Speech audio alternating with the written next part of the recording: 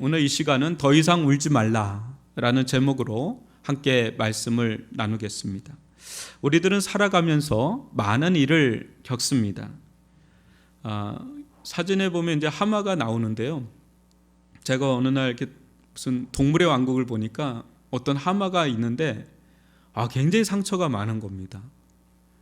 이 수많은 상처들, 그것은 이 하마가 걸어온 길이 녹록지 않았음을 말해주는 것처럼 우리 인생 가운데 남아있는 크고 작은 스크래치들, 상처들, 그것 또한 우리들이 걸어온 길이 결코 녹록지 않았음을 보여주는 것입니다. 간혹 어떤 분들은 티 없이 맑고 밝은 얼굴로 이렇게 말합니다. 목사님, 저는 상처가 없어요. 목사님, 저는 상처가 없어요. 이렇게 말씀하시는 분들이 간혹 있어요. 목사는 이런 때 더 이상 할 말을 못 찾습니다. 이런 말을 들으면 감사해야 되는데 이상하게 공감이 잘 안 되는 거죠. 어떻게 사람이 살면서 상처가 없을 수 있지? 이렇게 싶은 겁니다. 그렇게 공감도 이해도 잘 못하면서 동시에 또 부러워합니다. 나도 저분처럼 상처가 없었으면 좋겠다. 그런 거죠. 여러분들은 좀 어떻습니까? 여러분들은 인생을 그래프로 그리다 보면 큰 어떤 변화의 지점, 인생의 변곡점이라고 할 그런 시기가 있을 텐데 그때가 언제였는지 저는 좀 궁금합니다. 한 분 한 분 좀 만나서 권사님, 집사님, 어떤 때 그렇게 인생의 큰 변곡점, 이렇게 꺾이는 지점이 언제였습니까? 이렇게 한번 묻고 싶고요, 듣고 싶고 그렇습니다. 어떤 분들은 인생의 호황기를 누릴 때가 있을 거예요. 아주 인생이 잘 나가는 그런 때가 목사님 내 인생의 전성기였고 인생의 변곡점입니다. 이렇게 말씀하시는 분도 있을 거고, 어떤 분들은 위기의 순간, 진짜 견디기 어려운 시간이 있었습니다. 그런 때를 말씀하시는 그런 분도 있을 겁니다. 근데 대개는 다 위험한 어떤 위기의 순간을 지나오면 그 순간이 인생의 변곡점이 되지 않을까 싶어요. 근데 그 시기를 우리가 건너오면서 우리들은 크고 작은 상처들을 훈장처럼 이렇게 달고 나올 때가 참 많습니다. 잘 나왔는데 알고 보면 이제 상처들이 이렇게 생채기처럼 나 있는 것을 보게 되는 거죠. 어떤 것들은 기억도 나지 않을 수 있어요. 기억도 나지 않으니까 아픈 것도 모르는 거죠. 근데 어떤 것들은 너무 또렷이 기억이 납니다. 그래서 순간순간 그 아픈 생각이 막 떠오를 때면 가슴이 지끈지끈 아파올 때도 있고 머리가 아주 지끈거리면서 아파올 때가 있습니다. 한동안 거기에서 막 헤매면서 헤어나오지 못할 때도 있죠. 그러다가 다시 진 바둑을 복귀하듯이 그때 내가 이렇게 했더라면 얼마나 좋았을까, 그때 왜 내가 그렇게 하지 못했을까, 이런 일은 없었으면 얼마나 좋았을까, 막 그렇게 혼자 씁쓸한 독백을 할 때도 있습니다. 그러다가 이미 엎질러짐을 어떡하겠나 하면서 그 기억의 저편에 확 구겨놓고 이제 또 그냥 일상의 삶을 또 살아가는 그런 반복적인 삶을 살 때가 아마 우리들의 모습일 겁니다. 오늘 보는 장면이 누군가에게는 그런 장면입니다. 오늘 읽은 말씀. 그러나 한번 보십시오. 이 장면은 수많은 하가들의 단골 손님입니다. 베드로에게는 다시금 떠올리고 싶지 않은 그런 기억일 텐데 오고 오는 세대의 수많은 사람들은 이 장면을 가만히 내버려 두질 않습니다. 호사가들 뿐 아니라 저 같은 설교자들 또한 득달같이 달려들어서 다루는 장면이 바로 이 장면, 이 베드로의 부인 사건. 베드로 편에서 보면 얼마나 얄궂을까, 얼마나 마음 아플까 싶은데 완전히 삭제했으면 좋았을 이 장면을 후벼 파듯이 들춰내서 무한 재생을 하고 있으니 얼마나 베드로 편에서 보면 이게 마음이 아프겠어요. 근데 저 또한 또 오늘 죄송하지만 또 이 부분을 또 다루지 않을 수가 없어서 오늘 이 부분을 다루는데, 한 사람에게는 평생 뼈아픈 이 기억입니다. 근데 왜 우리 자비하신 주님께서는 이 장면을 삭제하지 않으시고 이렇게 사복음서에 다 기록하게 하셨을까? 자기를 부인하고 배신한 이 베드로에게 영원히 보복을 가하기 위해서 너도 한번 혼나봐라 이렇게 해서 한 것일까? 아니면 본보기를 삼아서 앞으로 베드로처럼 이렇게 배신한 놈들 다 이렇게 수치와 수모를 당할 거야 하면서 이렇게 엄포를 내리기 위해서 그런 것일까? 아니면 이 장면 속에 우리가 보지 못하는 또 다른 장면이 돌아가고 있는 것은 아닐까? 그런 생각을 해보면서 오늘 이 말씀, 이 베드로의 부인 사건 이 속에서 우리에게 주님께서 정말 들려주시고자 하시는 음성이 무엇인지 들을 수 있기를 주님의 이름으로 축원합니다. 여러분 66절로 67절을 한 절씩 교독해 보겠습니다. 베드로는 아랫뜰에 있더니 대제장의 여종 하나가 와서 베드로가 불 쬐고 있는 것을 보고 주목하여 이르되 너도 나사렛 예수와 함께 있었도다 하거늘. 베드로는요 제자들 중에서도 예수님의 재판 과정을 어느 정도 다 지켜본 유일한 제자입니다. 대단한 겁니다. 그만큼 그는 다른 제자들과는 달리 믿음의 용기가 있었던 거고요. 또 적어도 인간적인 도리, 정, 의리 이게 있었던 사람이 베드로예요. 그런 베드로가 아랫뜰에서 지금 윗뜰에 계신 예수님을 곁눈질하면서 숨죽여서 지켜보고 있는 광경이 66절의 광경입니다. 이것이 지금 이 상황에서는 베드로가 주님을 향해서 할 수 있는 최선의 일이었습니다. 더 이상 할 수 없을 정도로 베드로 편에는 최선을 다한 겁니다. 이 장면 한번 상상해 보실까요? 추운 겨울 타닥타닥 이 장작불이 조명이 돼서 그 베드로의 얼굴을 비추고 발기된 상기된 그 얼굴, 발그레한 그 얼굴을 한번 상상을 해 보십시오. 이 그림은 렘브란트의 베드로의 부인을 그린 그림인데요. 어떤 긴장감, 그 얼굴에서 어떤 긴장감, 두려움, 불안과 어떤 초조, 또 아픔과 슬픔, 막 이것이 상실, 이 뒤섞인 이런 감정들이 뒤섞인 채 무겁게 내려앉은 그 표정을 한번 상상해 보십시오. 근데 이 장면은 누가 봐도 이상하죠. 그 사람은 이상해 보이는 거예요. 이 베드로. 아니나 다를까요? 숨죽여 파르르 떨면서 그 호랑이 꿀에 들어간 것처럼 이렇게 들어가 있는데 느닷없이 이 예수님을 향하던 이 지체만한 호랑이 같은 그런 세력이 느닷없이 이 베드로에게 지금 향하는 그런 사건이 벌어진 겁니다. 너도 나사렛 예수와 함께 있었도다. 여종 하나가 와서 정신 차릴 시간도 없이 순식간에 아랫뜰이 재판 자리가 되는 순간입니다. 위에서는 예수가 계시고 아래서는 베드로가 지금 재판받는 격이 돼버린 거죠. 재판관은 누굽니까? 대제장의 여종 중 하나, 이름 모를 여종 하나가 재판관이에요. 제목은 너도 나사렛 예수와 한통속이다. 너도 그와 함께 신성모독과 반란을 깨한 공범이다 라는 것이 제목입니다. 여기도 한번 그림을 보시면 마치 이 그림을 연상하게 하는 그런 그림이에요. 호른스튼가 하는 그런 화가가 쓴 건데 여기서는 여종의 얼굴이 더 부각이 돼 있어요. 제가 미술을 잘 몰라서 우리 정승신 집사님한테 한번 물어보고 싶은 그림들이 많은데 하여튼 그래요. 참 그림이 의미가 있는데 이 상황에서 베드로가 속으로 이런 얘기를 했을 것 같아요. 제가 상상을 해봤습니다.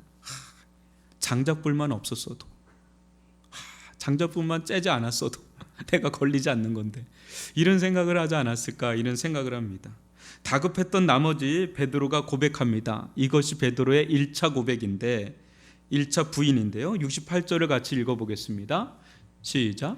베드로가 부인하여 이르되 나는 내가 말하는 것이 무엇인지 알지도 못하고 깨닫지도 못하겠노라 하며 앞들로 나갈새. 여기서 베드로는 나는 내가 말하는 것이 무엇인지 알지도 못하고 깨닫지도 못하겠노라 하며 알다라는 말을 2번 중복하여 씁니다. 이 말은 달리하면 나는 당신이 말하는 자를 결코 알지 못하고 난 당신이 무슨 말을 하는지도 전혀 알지 못하겠다, 이렇게 하는 것과 같은 겁니다.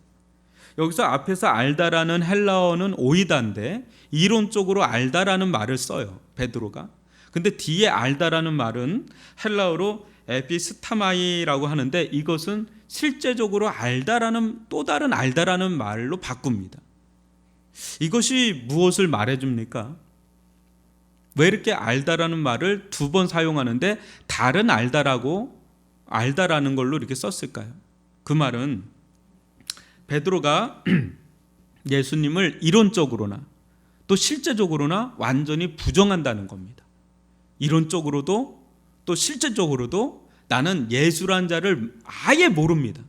난 예수라는 자를 아예 모릅니다. 이렇게 고백하는 겁니다. 참 예수님에 대한 완전한 부정, 이게 1차 부인의 고백이에요. 그리고는 압둘로 황급하게 빠져나갑니다. 우리가 생각할 때 압둘하면 여러분 어떤 생각이 드나요? 저는 압둘하니까 집 안으로 더 쑥 들어간 것 같은 느낌이 들어서 그것을 다시 이렇게 살펴보니까 압둘이 거기가 아니라 집 안에 깊숙한 곳이 아니라 대제장의 저택의 정문이에요. 출입구. 그게 압둘이라고 그러더라고요. 그러니까 이게 무슨 말이냐면 뒤로 물러난 거예요. 물러나도 쑥 물러나서 여차 싶으면 도망갈 수 있는 그런 곳으로 황급하게 자리를 옮긴 겁니다. 자기가 너무 깊숙한 곳으로 들어갔다라고 싶은 거예요. 아, 위험하다. 너무 깊숙한 곳으로 내가 너무 들어갔다. 여차 싶으면 내가 도망가야 되겠다. 이 생각으로 황급하게 앞들로 밀려나간 거죠. 근데 어찌합니까? 이 재판관이라고 할 수 있는 이 이름 모를 여종이 끝까지 찾아와요. 그러니까 압둘로가 이 베드로를 끝까지 추격을 합니다. 그래서 하는 말이 69절로 70절인데 한 절씩 교독해 보겠습니다. 여종이 그를 보고 곁에 서 있는 자들에게 다시 이르되 이 사람은 그 도당이라 하되 또 부인하더라. 조금 후에 곁에 서 있는 사람들이 다시 베드로에게 말하되 너도 갈릴리 사람이니 참으로 그 도당이니라. 예, 여기서도 한번 그림 하나 보면 이 여종이 저는 그림 잘 묘사한 것 같아요. 계속 치근덕거리는 것도 그 도당이다.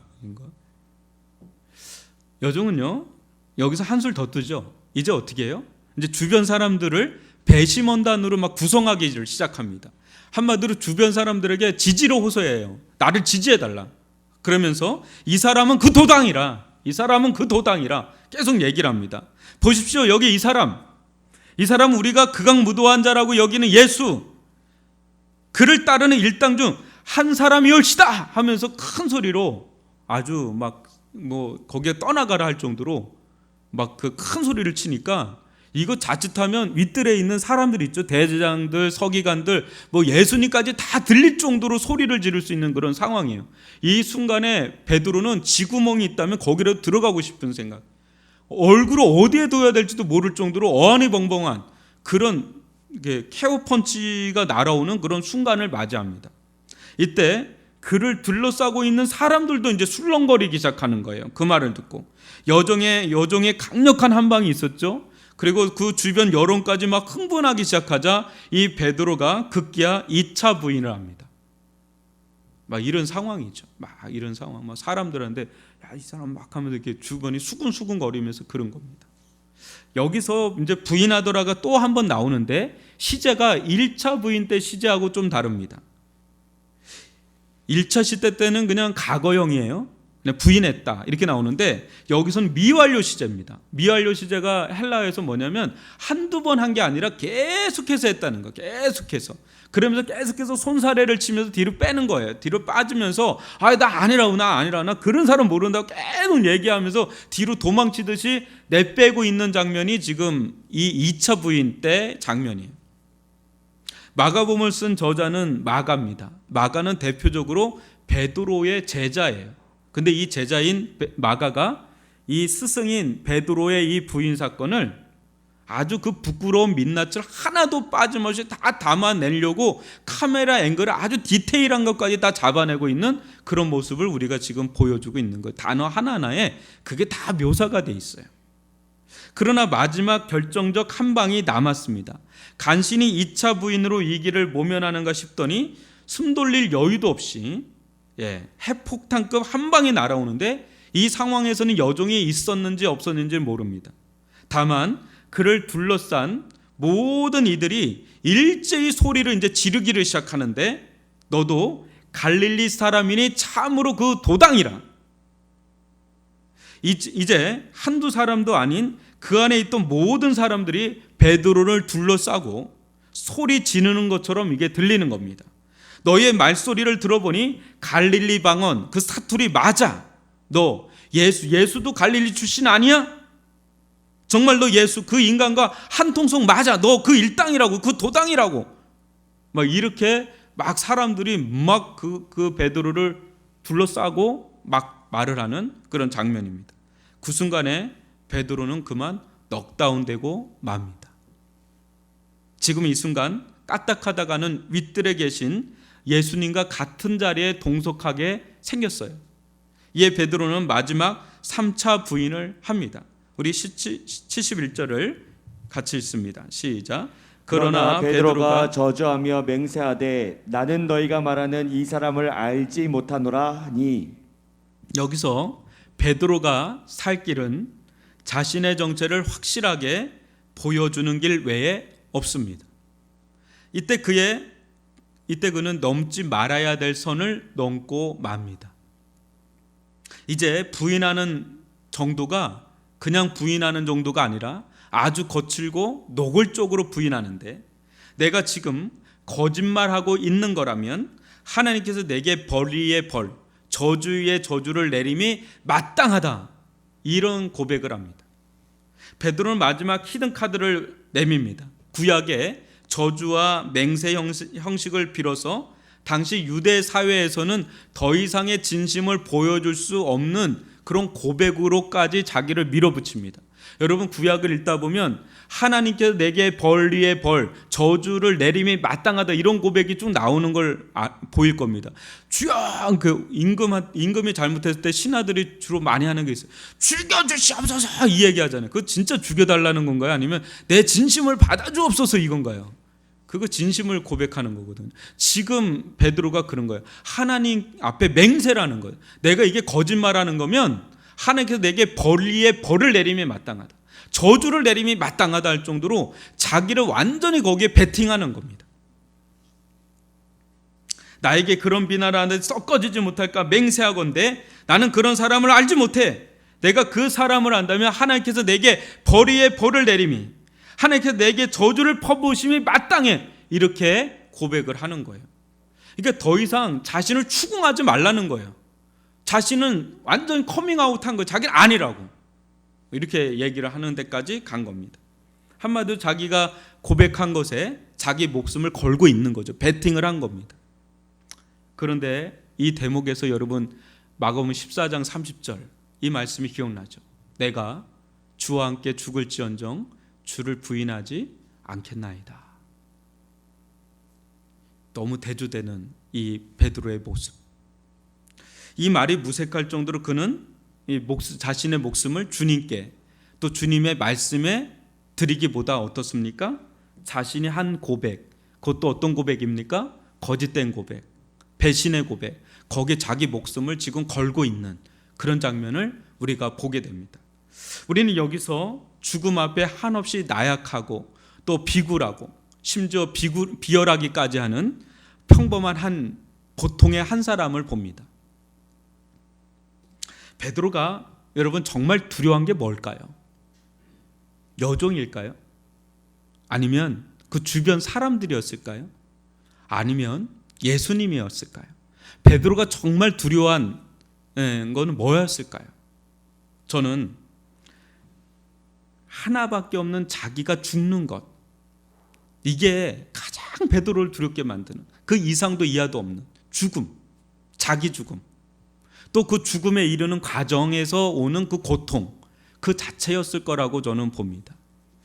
어느 누구도 여기서 자유롭지는 않죠. 이 죽음에 이르는 과정, 그것이 우리로 하여금 굉장히 무섭게 만들지 않습니까? 두렵게 만들지 않습니까?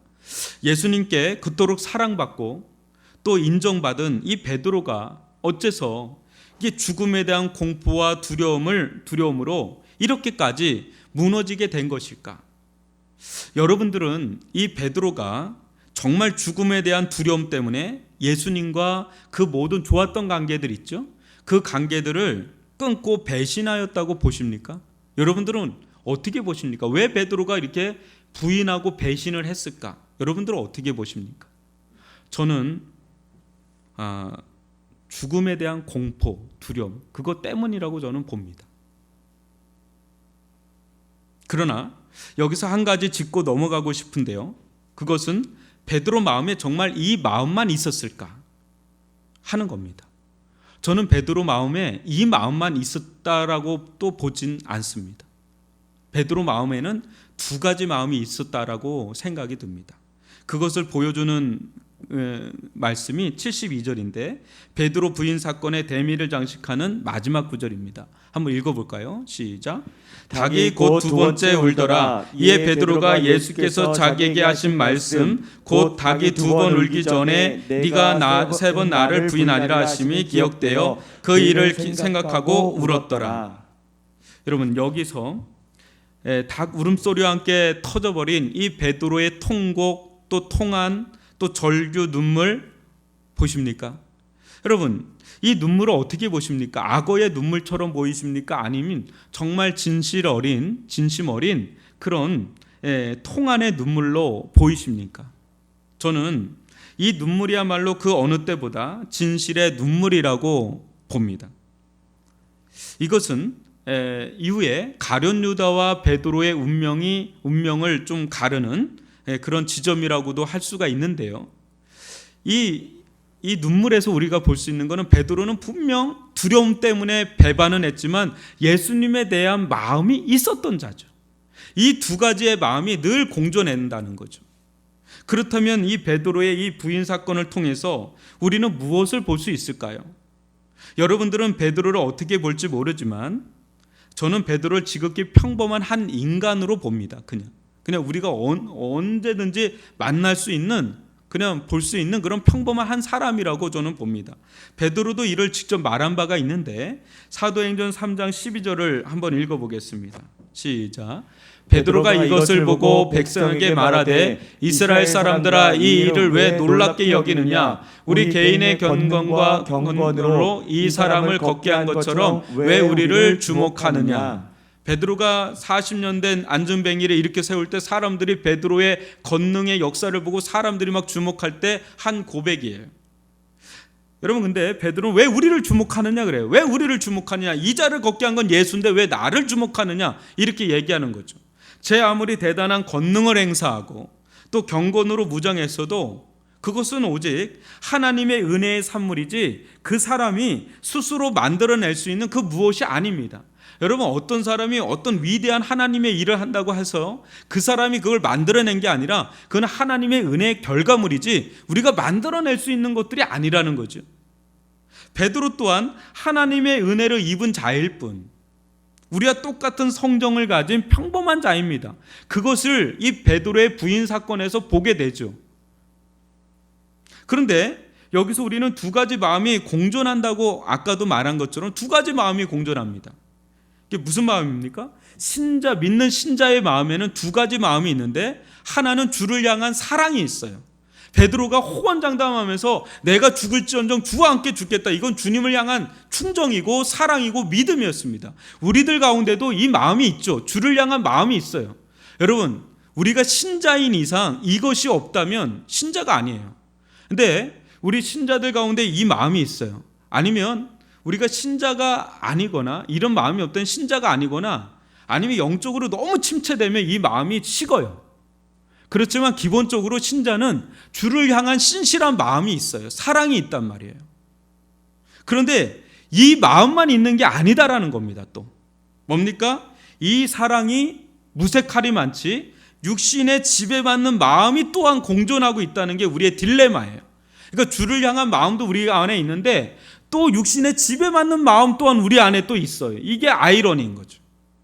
여기서 육신이라고 한다는 것은 단순히 몸을 의미하는 것이 아니라 그러니까 몸뿐 아니라 어떤 생각과 이 마음까지 지배하는 또 남아있는 변질된 육신의 욕망을 가리킵니다. 변질된 육신의 욕망. 여러분, 디자이어라고 하죠. 이 욕망. 이게 굉장한 힘입니다. 우리 안에 어떤 욕구가 있어요. 우리 안에 어떤 욕망이 있습니다. 이게 얼마나 강력한 힘을 발휘하는지 모릅니다. 근데 이 욕망이요, 하나님의 은혜를 받으면, 하나님의 그 은혜 안에 있게 되면 이 욕망은 어떻게 활용이 돼요? 하나님을 열렬히 사랑하게 돼요. 정말 세상에 그분밖에 없는 것처럼 그분을 향한 사랑으로 막 불타오릅니다.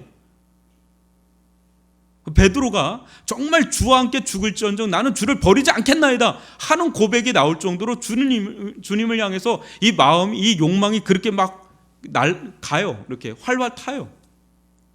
그래서 사랑의 질서가 그렇게 향하게 돼 있어요. 그런데 여러분, 변질된 욕망에 우리가 사로잡히면 또 이게 바뀌어요. 어떻게 흘러가요?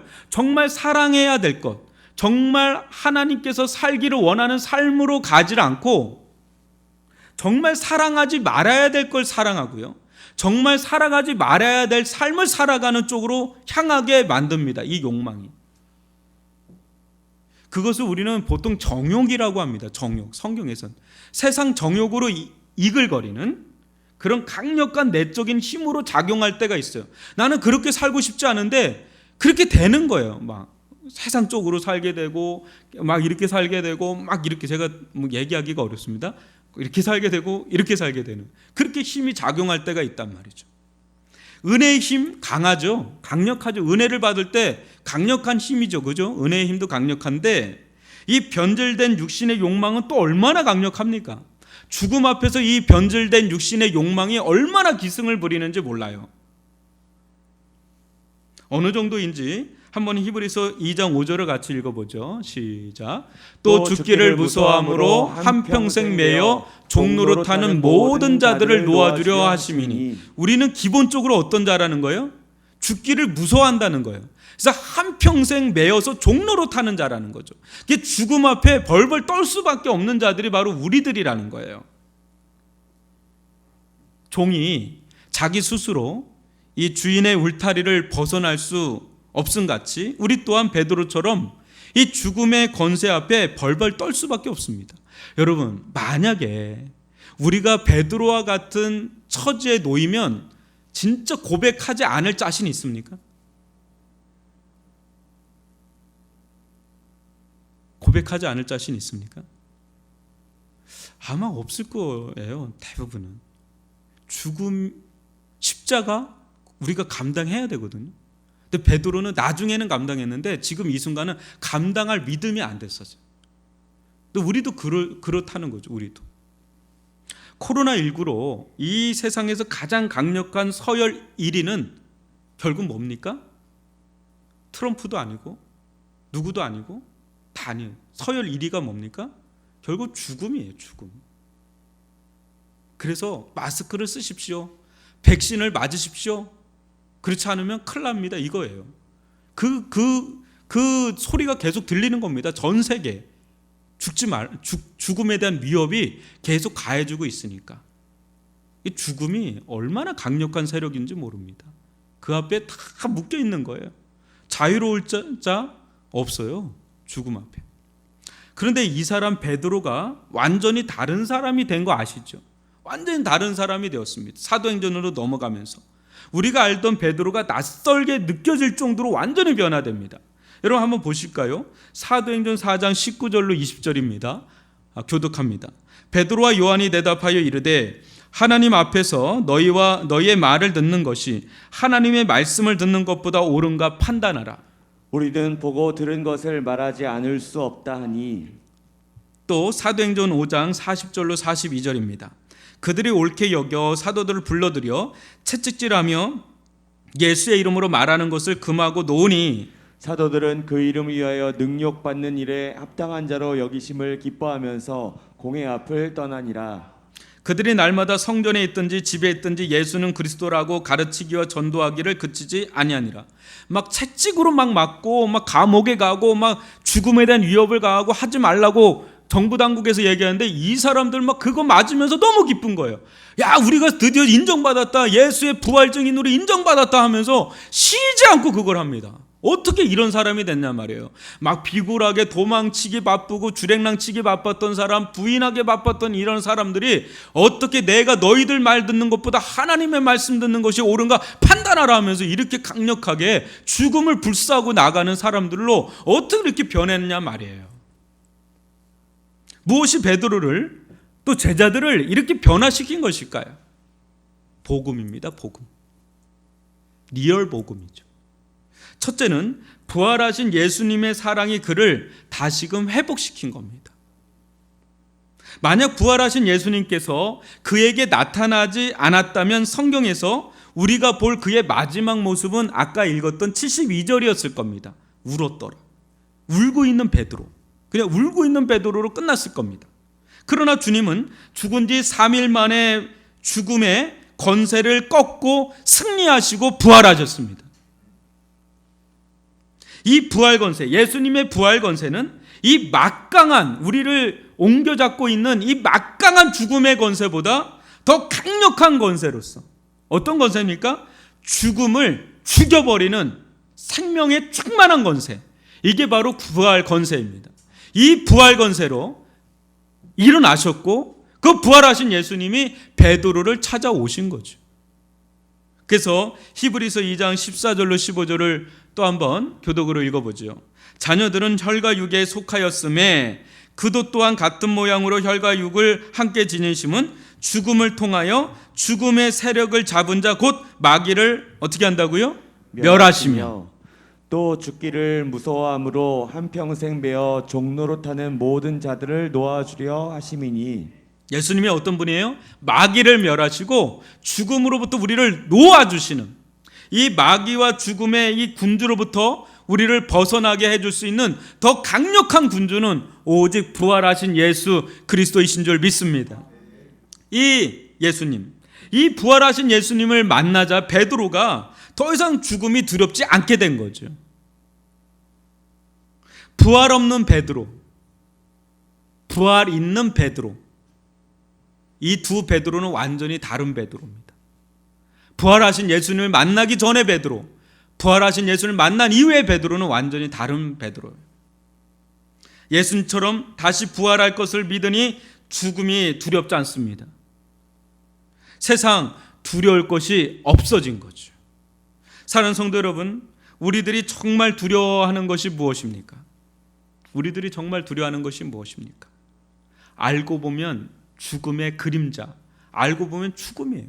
죽음 앞에 우리는 모든 걸 다 잃어버립니다. 우리들의 존재 자체가 다 사라져갑니다. 그 전에, 그 죽음을 맞이하기 전에 우리를 두렵게 하는 건 내가 얻고 싶은 것을 얻지 못할 때 그때 두려움을 겪어요.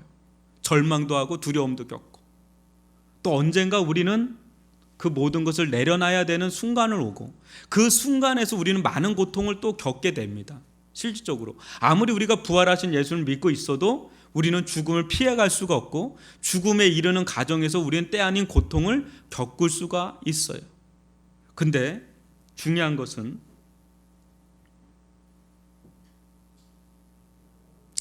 예수님처럼 영원한 생명 속에 영원한 삶의 방식을 추구할 수 있는 자로 우리가 부활한다면 이야기는 달라집니다.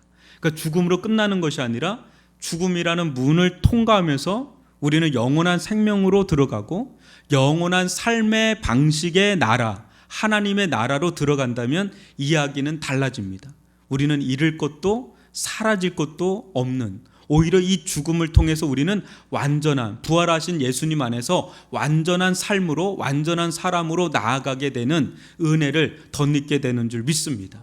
그래서 이 부활하신 예수님, 이 부활하신 예수님 안에 거한다는 것은 복음 중에 복음인 줄 믿습니다. 또한 이 부활하신 주님은 어떻습니까? 이 베드로를 찾아온 것처럼 끊임없이 우리들을 찾아옵니다. 언제 찾아와요?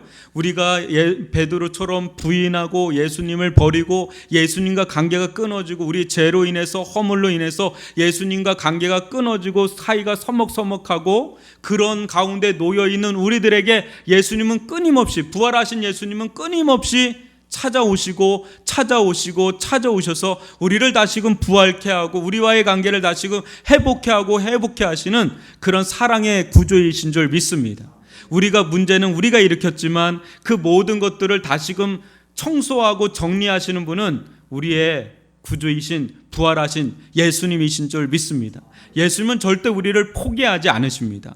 우리는 예수님을 부인하고 또 우리는 예수님을 배반할지 모르지만 주님은 우리를 배반하지도, 우리를 부인하지도 않고 끊임없이 찾아오셔서 우리를 회복시키시는, 관계를 회복시키시는 그런 구주이신 것을 믿으시기를 바랍니다. 둘째는요, 이 베드로가 성령에 지배받았기 때문에 그렇습니다. 그리스도인이라면 어느 누가 하나님의 뜻대로 살고 싶지 않은 이가 있겠습니까? 여기 중에 어떤 이가 주님을 사랑하며 그분 위에 살고 싶지 않은 이가 누가 있겠습니까? 근데 마음은 있는데, 문제는 마음은 있는데 그것을 살 힘이 없는 거예요. 그 마음대로 살 힘이 없는 겁니다. 아마 오늘도 여러분들은 예배 드리면서 다짐하며 결단하며 이렇게 살겠다 결단하며 나간 그렇게 하시는 분들이 많을 겁니다. 저도 그렇고. 근데 막상 내 삶의 현장에 또 가정에 가서 삶의 현장으로 가면 그게 여지없이 무너지는데 이게 마음에 힘이 없는 거예요. 이것을 보통 우리는 의지박약이라 그러죠. 의지가 너무 약한 거예요. 아, 나는 왜 이렇게 의지가 약할까? 나는 왜 이렇게 의지가 약할까? 근데 과연 의지의 문제일까요? 아닙니다. 또 다른 마음이 우리 안에 있기 때문에 그래요. 그러니까 한 가지의 마음만 있으면 우리가 한 가지 마음만 있으면 그렇게 살겠는데 또 다른 마음이 있어요. 그 마음이 뭔지 아십니까? 아까 말한 주를 향한 마음도 있지만 육신에 지배받는 마음이 또 있어요. 하나님의 뜻대로 살고픈 마음만 있으면 좋은데 그것만 있는 게 아니라 오히려 그 마음을 하나님의 뜻대로 살고픈 마음을 압도하는 또 다른 마음, 육신이 끄는 대로 살고픈 마음이 더 강해질 때가 있다는 거예요. 여러분은 이런 점에서 베드로를 이해할 겁니다.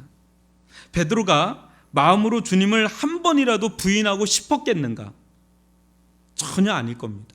그러나 죽음에 대한 공포, 살고 싶은 그 마음, 그것이 그를 압도해버린 거예요. 정말 주님을 향한 그 마음이 없는 게 아닌데 그거보다 이 죽음에 대한 공포와 살고 싶은 마음이 너무 압도해버리니까 그냥 부인하고 만 거죠. 그러나 베드로가 부활하신 주님의 은혜로 다시금 관계가 회복이 되고 성령을 기름 부음받는 그런 일들이 일어났을 때 그는 육신의 지배받는 마음보다 성령의 지배받는 마음으로 변화되기 시작해요. 그전에는 마음은 원해로되 육신이 약하다 그랬는데 이제는 그 육신을 장악할 만한 성령의 충만함을 그는 사도행전에서 경험을 합니다. 성령의 지배받는다는 것은 뭘까요? 그것은 은혜의 지배를 받는다는 겁니다. 은혜에 지배받는다는 것은 뭘까요? 그것은 하나님과 하나님의 말씀이 가장 크게 다가오는 상태를 가리킵니다. 우리가 성령 충만하게 되면 은혜가 충만하고요. 은혜가 충만하게 되면 하나님과 하나님의 말씀이 세상 그 어떤 것보다 더 크게 다가오는 겁니다.